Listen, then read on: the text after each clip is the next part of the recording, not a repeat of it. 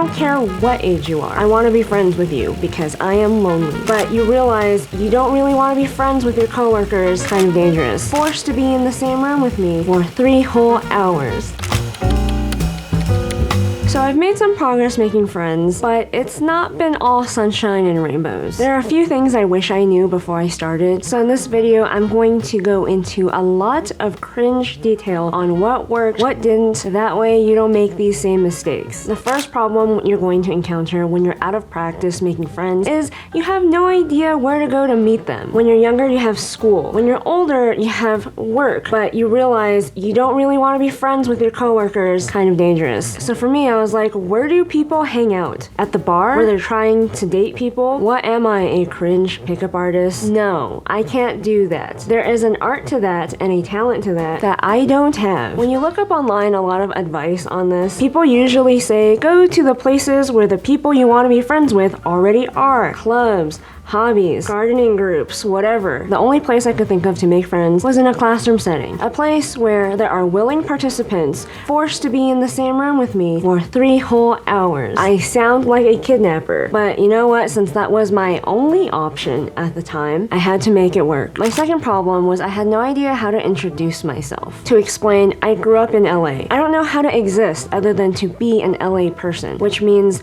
in the city, people are very, very career focused. The first thing they do when they meet you is ask you, so what do you do? Translation, it means, what do you do and is it important enough for me to give a shit so that I can use you to climb the ladder? If you're not important enough, people don't give you the time of day. If you are important enough to them, then they might give you the time of day. Usually for the wrong reasons. So in such a transactional town, I got very used to just saying, I am a storyboard artist for Disney, because most people understand what that is, and there's a higher chance of keeping their attention. Depending on the way you say it, people also don't really take it as some sort of brag, because this is a transaction here. We need to cut to the chase. We don't have time for your bullshit. So this way of reading between the lines and communicating by asking questions that don't really mean what they mean had just become kind of second nature to people who work in Hollywood or just living in LA in general, living in any big city, I assume. So when I moved here to a rural, small town kind of vibe, the language was different. Not the literal language of English,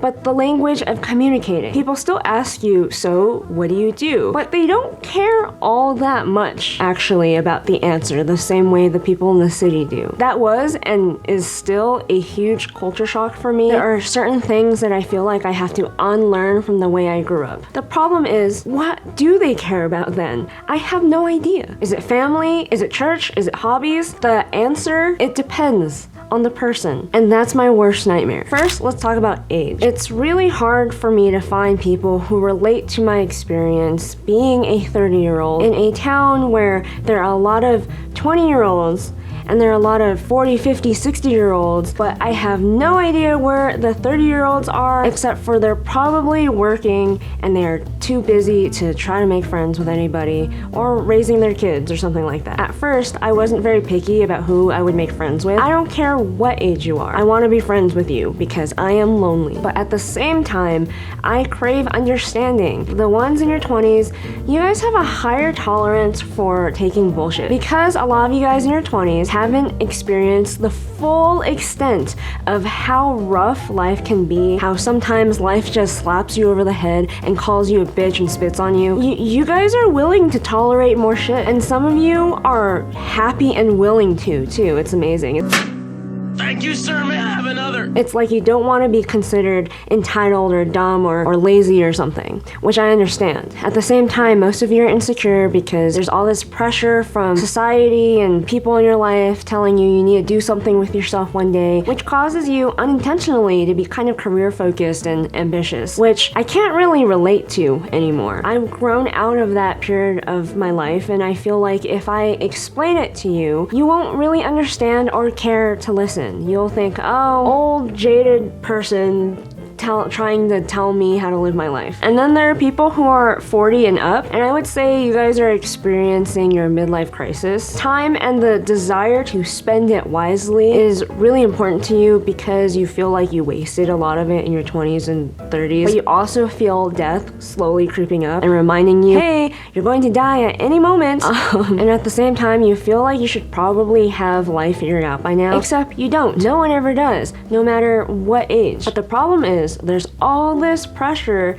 to pretend like you do because you're older now and you're probably in some kind of position of authority over other people, whether at work or as a parent or something. Most of you are either a workaholic and your family hates you, but you don't care because money, or you completely checked out because you just want to live a quiet life, which respect, I understand. So I'm in my 30s with all my other burnt out millennials where we no longer really relate to the 20-year-olds. We're not quite as jaded as the 40 and up. We are probably experiencing our first career change and all the existential crises that come with that, while also dealing with the shame and guilt that comes with being such an arrogant 20-year-old. Like, that was just yesterday for us. Some of us are married, some of us aren't, some of us have kids, some of us don't, and whether or not we make that our priority also kind of fractures us all into different friend groups. And you're not going to find this out immediately. You're gonna have to devote a lot of time to getting to know someone, like on coffee dates. It's very similar to dating, actually. So for me, that was a huge problem because I don't know how other people came out of COVID, but I came out of it as a very socially anxious person. So for example, when I would go to class, which lasts for 3 hours, I would have massive headaches and I could do nothing but just vegetate in bed immediately after. Eventually, my tolerance was built back up again, and I also realized I'm going to have to be very generous with my time, with the expectation that I'm not going to get anything in return. I might go to a coffee date with someone for about an hour to 3 hours and realize that we're not good for each other. It's hard to convince yourself that I'm going to waste 3 hours today, and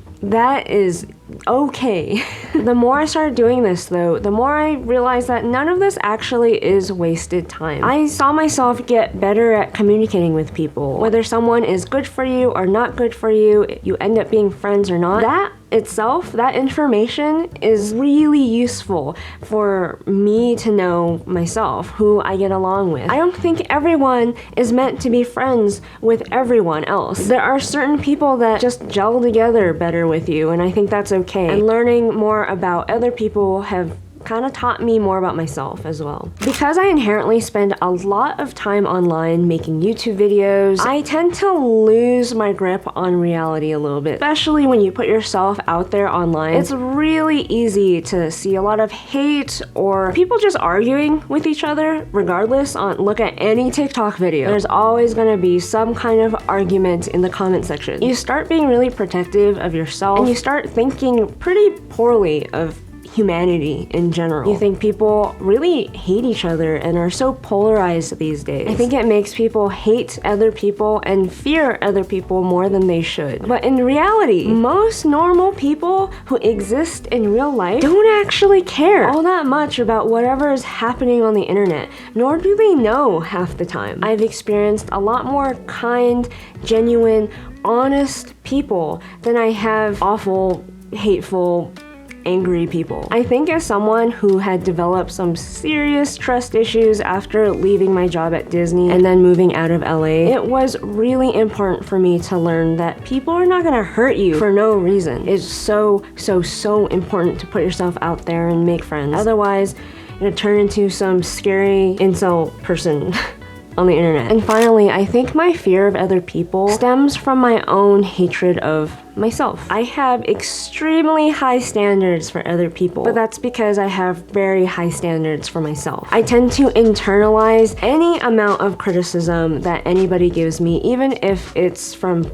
random haters on the internet. I believe there's always something I can improve about myself, no matter how painful it is to stomach. So for example, when I left Hollywood and I lost a bunch of friends and became a lonely mess, I felt a lot of guilt about that. I noticed there are a lot of people who I guess, are my hate fans who assume that I don't take any responsibility for the things that have happened to me, which I think is completely wrong. Maybe it's because I don't talk about it enough or communicate it enough. The reason why I don't is because I don't want to come across like I'm fishing for compliments or burdening other people with my insecurities. So let's do that now. I think I take too much responsibility for everything that's happened to me. I blame myself for not being able to handle difficult situations well when I was younger. When disrespectful things happen in the workplace, it's really hard for me to stomach it. I get angry, upset, and I need to vent. A lot. I hate that I'm not a people pleaser and that I couldn't just take it like everybody else. If I did, I would have never quit. I hate that it's impossible, and I've tried to change that person deep down inside. I constantly think about the things I've done wrong, and I do feel selfish for wanting the things I want and not being able to not want those things. And that's why I don't pretend to be a saint. I feel very uncomfortable when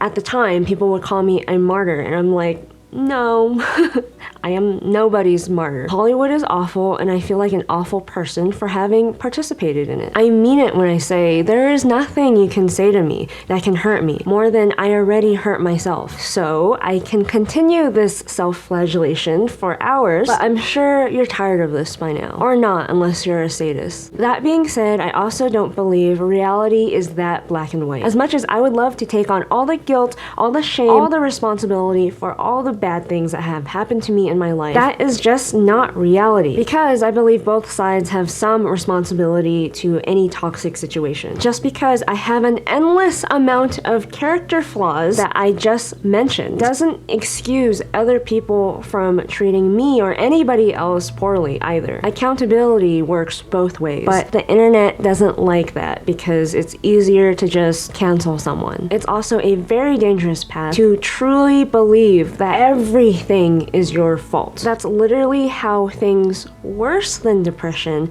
manifests itself, if you catch my drift. So at the end of the day, what the fuck am I supposed to do? Am I supposed to berate myself forever and remove myself from society? I did that for 3 years. A lot good that did me or anybody else. Am I supposed to forever be fearful of other people and myself? Am I supposed to go on some kind of apology tour for people who, one, don't care, and who want to prolong this sadistic suffering for the end of time? No, I don't want to live that way. Instead, I choose to forgive myself and other people for my own sanity and the sanity of the people around me. The reason why forgiveness is so important is because if you continue to hate yourself and try to suppress it, it unintentionally comes out anyways. In order not to repeat my past mistakes, I had to learn to be kind to myself. Once I finally started doing that, the unexpected result was I was kinder to others and open to finally letting them in as friends. That's just my experience. Please feel free to share your experience with making friends as a lonely adult in the comments, because I sure could use that advice, and I'll see you next time.